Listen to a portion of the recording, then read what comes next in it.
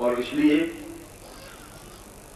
कि आपके और मेरे जीवन के सूत्र तार जुड़े हुए, आप उन तारों को नहीं पहचान पाते। इसलिए नहीं पहचान पाते कि बेटा बड़ा होके मां को गाली दे सकता है, पिता को गाली दे सकता है, देते हैं। आपने मान ली क्या किया?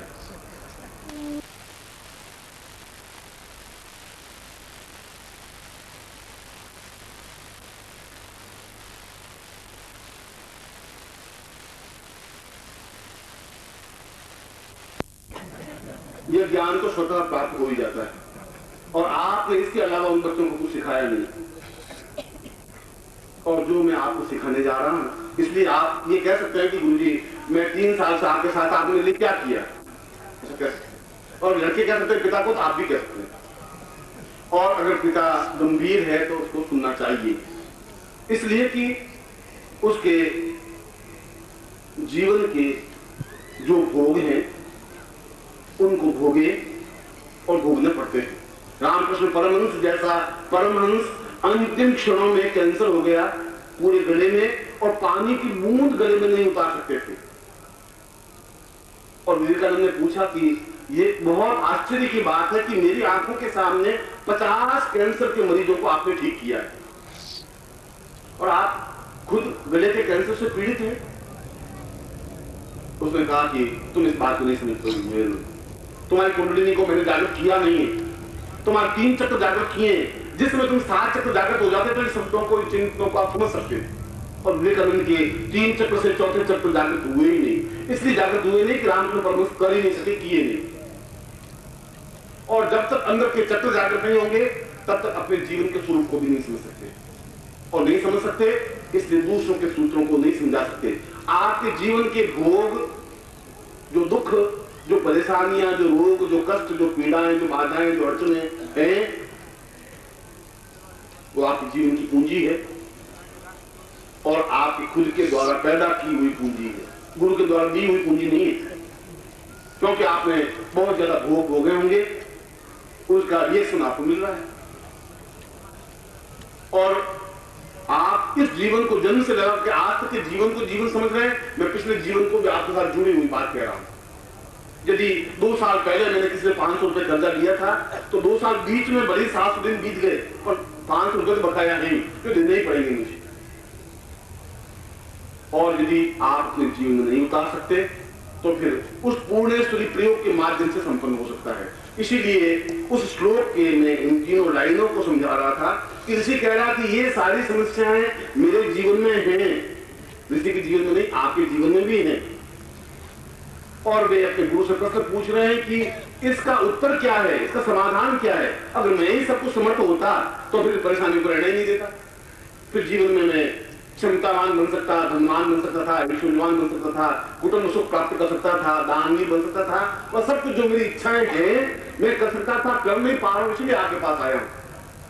और इसीलिए उनके गुरु उस 4थे श्लोक में, उस 4ठी पंक्ति में कह रहे हैं कि तुम्हें अपने जीवन में पूर्णेश्वरी दीक्षा प्राप्त करके तुम मुझसे सीधे जुड़ो, और कोई दीक्षा के माध्यम से नहीं।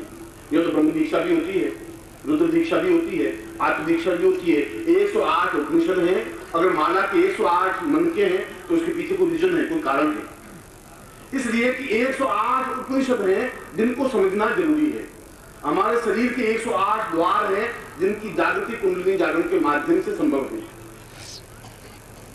और पूर्णेश्वरी साधना का, पूर्णेश्वरी सूत्र का और पूर्णेश्वरी दीक्षा का तात्पर्य 108 दीक्षाएं हैं। दीक्षा का तात्पर्य है एक संबंध बनना, एक दूसरे से जुड़ना। यदि किसी के साथ सगाई हो जाए, किसी लड़की के साथ सगाई 3 साल रह सकती है, 5 साल भी सगाई रह सकती है, मगर पत्नी तो नहीं बन सकती है। आप ये कह सकते हैं कि एंगेजमेंट तो हुआ है मगर अभी मैरिज नहीं हुई। और उस शादी के लिए एक विधान, शास्त्रीय विधान कि अग्नि की साक्षी होनी चाहिए, गुरु होना चाहिए, आचार्य होना चाहिए, फिर उसके फेरे खाने चाहिए, फिर समाज और आप स्वयं इस बात को साक्षी बोल जाएंगी अब मेरी ये पत्नी। ये होठों से वो 3 साल तक जब सगाई हो तो कहेंगे कि तुम्हारी सगाई हो गई, कि हाँ। तुम्हारा पति कौन है? किशन लाल जी है। किशन पति कहां से हुए होंगे? नहीं, मगर कहती वो यही है तीसरा जो फलाने वो रहते हैं घाटों में, वो मेरे पति हैं।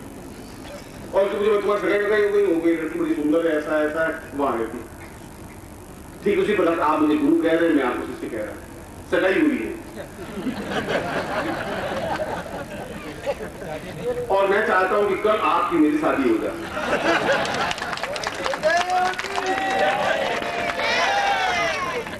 अब ज्यादा समय तक मैं सगाई रख नहीं सकता, क्योंकि सगाई टूट सकती है, क्योंकि बीच में सगाई तोड़ने वाले बहुत लोग हैं जो मेरे बारे में भ्रम पैदा कर सकते हैं। आप और आपके बारे में तो भ्रम पैदा कर ही रहे हैं कि बेकार शिष्य, आप क्या करोगे इसके साथ, कोई फायदा है नहीं, कई समस्या थी। और मैं चाहता हूं अब ये भ्रम रहे नहीं। बड़ी मुश्किल से मैं आया हूं तो क्षण को आपको पकड़ लेना चाहिए। मैं आपको फिर याद दिला रहा हूं कि क्षण अब बिल्कुल समय कल है जब मैं आपको दीक्षा देने के लिए तैयार हूं। और दीक्षा देने का तात्पर्य है अपने प्राणों की तपस्या का अंत शिष्य के शरीर में उतार देना, उसको दीक्षा कहते हैं। खाली होठों से शिष्य कहने से दीक्षा नहीं बन सकती, और वह गुरु दे भी नहीं सकता जिसके पास तपस्या का बल, ताकत, साहस नहीं है, पूंजी अगर है ही नहीं। क्योंकि गुरु के पास धन, रुपए और कपड़ों की कोई पूंजी दुकान नहीं होती, वह पूंजी नहीं कहलाती। और यदि गुरु है, दो प्रकार के गुरु होते हैं। एक गुरु वह जो लक्ष्मी के पीछे भागते रहते हैं, लक्ष्मी आगे दौड़ती है, सेठ जी के पीछे भागेंगे, सेठ दुकान पे जाएंगे तो घर दौड़ेगा, घर सेठ की दुकान पे दौड़ेगा, सेठ जी आप बहुत महान है, आप दानवीर हैं, आप महान हैं, और सेठ जी 5 रुपए दे देंगे। वे गुरु लक्ष्मी के पीछे भागते हैं। कुछ गुरु ऐसे होते हैं जिनके पीछे लक्ष्मी भागती है, और इस बात का तो मैं गर्व से कह सकता हूं कि मैं लक्ष्मी के पीछे भागने वाला हूं नहीं, किसी स्त्री के पीछे भागने वाला मैं जीव नहीं है। वो स्वयं मैं खड़ा हूं, और जहां भी खड़ा हूं लक्ष्मी अपने आप आके खड़ी हो जाएगी। इसलिए आपसे मुझे लक्ष्मी की याचना करने की जरूरत नहीं।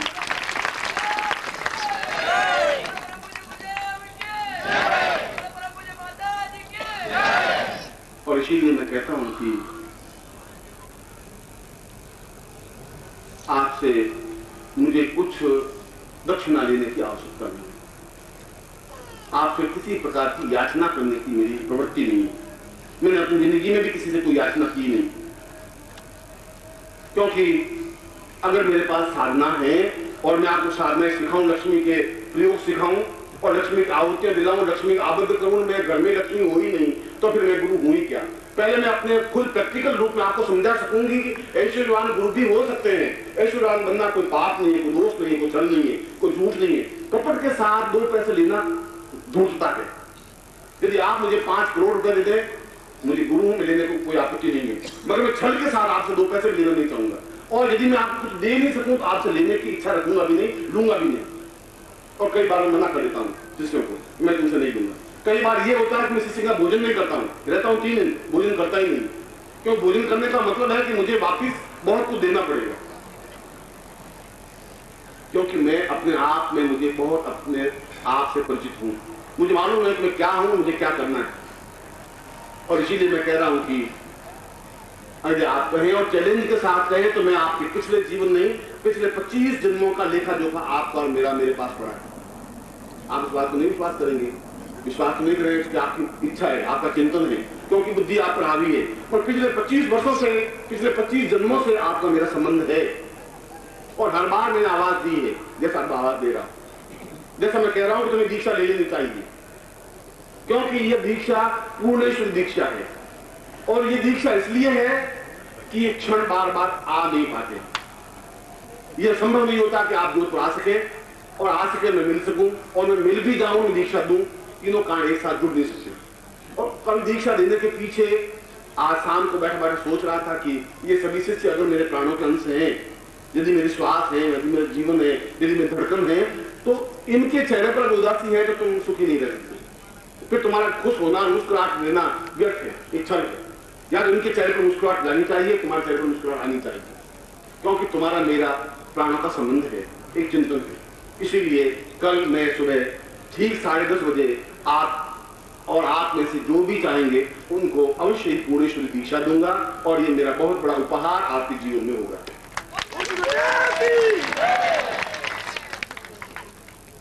उसमें से आप यज्ञ में भाग लेने वाले भी दीक्षा ले सकते हैं, श्रोता भी दीक्षा ले सकते हैं। और यदि अपने जीवन में कोई गुरु धारण कर लिया हो तब भी दीक्षा ले सकते हैं। दीक्षा लेने से कोई गुरु नहीं बदल सकता। आप जिनको मानते हैं गुरु, उनको मानिए, उन गुरु को बदलने की जरूरत नहीं है। आप जिनके प्रति आपका लक्ष्य अभिष्ट है, उद्देश्य है, जो इष्ट है, आप उनको मान के रहिए, मैं ऐसा नहीं कह रहा हूं। मगर हिमालय बहुत दूर से दिखाई दे, वो बहुत सुंदर हिमालय नहीं होता।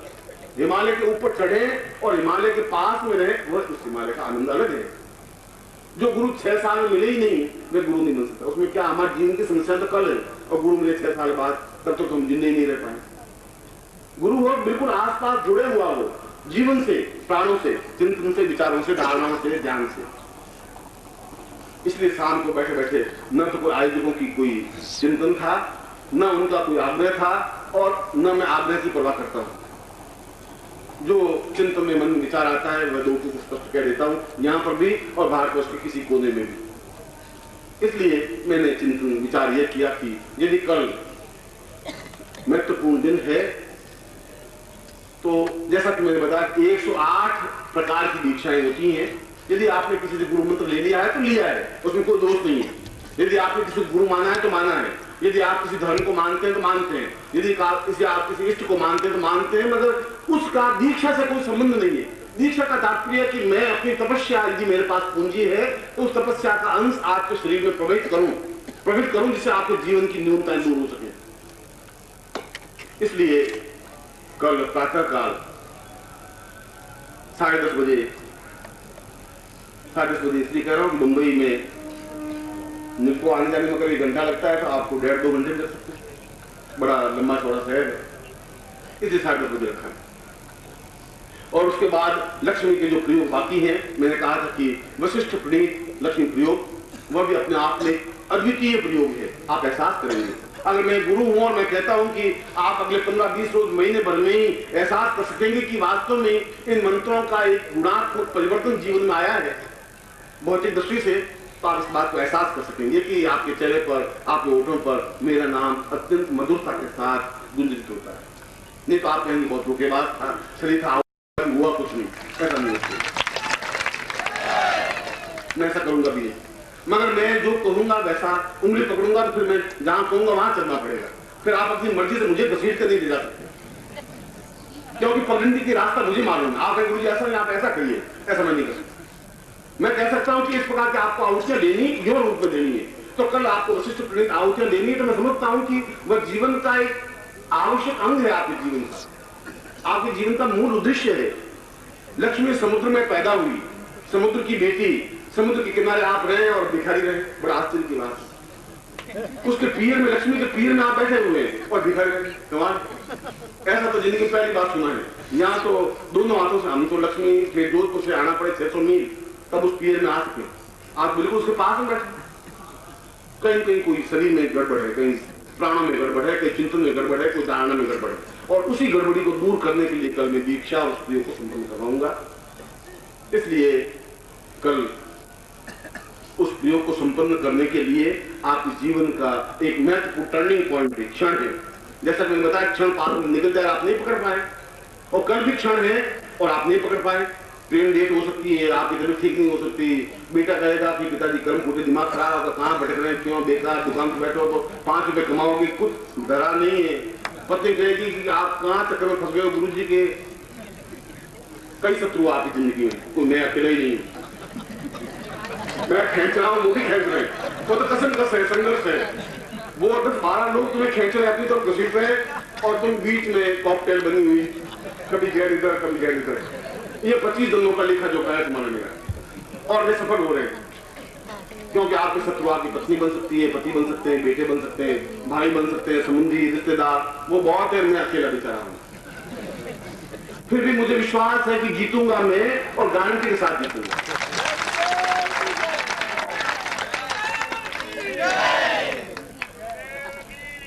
इसलिए कल मैं उस दीक्षा को आपके सामने स्पष्ट करूंगा, और उसके बाद में 108 आहुतियां, जो 108 लक्ष्मियों के प्रतीक हैं, उन 108 लक्ष्मियों के नाम अलग हैं, उनका ध्यान अलग है, उनके मंत्र अलग हैं, और वे मंत्र वेदों में नहीं मिल सकते।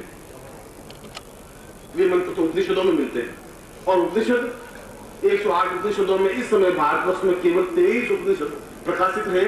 बाकी उपनिषदों का पता ही नहीं है कि उपनिषद कहाँ लुप्त हो गए। हमारी बहुत बड़ी संपदा ज्ञान की और साधनाओं की, मंत्रों की लुप्त हो गई, मगर कुछ शरीर ऐसे हैं जिनमें वे उपनिषद समाहित हैं। इसलिए आज मैं जब मैं मंत्र बोल रहा था तो पंडित जी पूछ रहे थे कि ये मंत्र इस ग्रंथ में हमें याद करने हैं।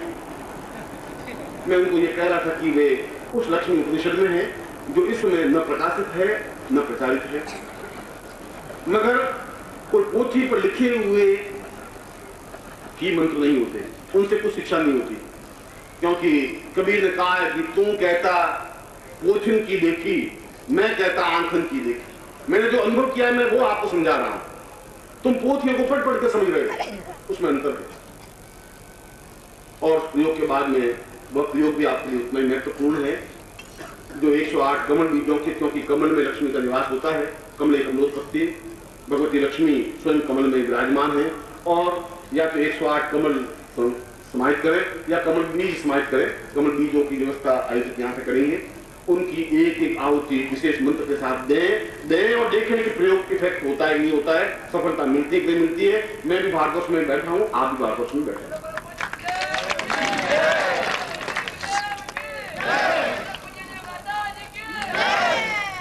और अभी मैं आपको आपको वापस घर जाना होगा। मैं तो कई बार आवाज दे चुका हूं और आपका शरीर किमाड़ उस प्राणों के ऊपर, शरीर के ऊपर, मन के ऊपर इतने मजबूती से जकड़े हुए हैं कि जंग लगा हुआ है। अब मैं छोड़े दे भी दूं, दरवाजे खुलेंगे नहीं, थोड़े हिलेंगे तो सही, मैं पूरी तरह से दरवाजे खुल नहीं पा रहे। कोशिश मैं बहुत कर रहा हूं, कोई कमी नहीं है। पिछले जिंदगी में बहुत कोशिश की थी, मगर अब दरवाजे आपने इतने मजबूती से पकड़ रखे कि अभी घंटे पर बाद सोचेंगे कि क्या चक्कर है, ये क्या है, क्या चक्कर है, क्यों आप फिर मजबूत कर देंगे, फिर मैं कल ही जाऊंगा। आप नहीं आएंगे तब भी, आप आएंगे तब। मैं अपना कर्तव्य धर्म निभाता रहूंगा, आप अपना धर्म निभाते रहना। दरवाजे खोलना मैं प्राण खुल जाए बहुत मुश्किल हो जाएगी, और मैं खोल के रहूंगा।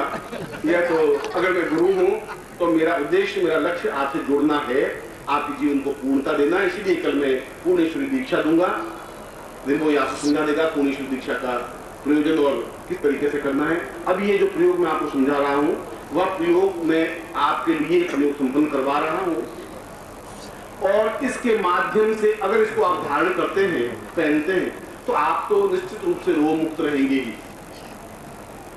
इसका मतलब ये नहीं जिंदगी में कोई रोग आएगा ही नहीं, रोग स्थायित्व नहीं प्राप्त कर सकेगा। अभी तो जब रोग आता है तो फिर जाता नहीं है, घुटनों में दर्द शुरू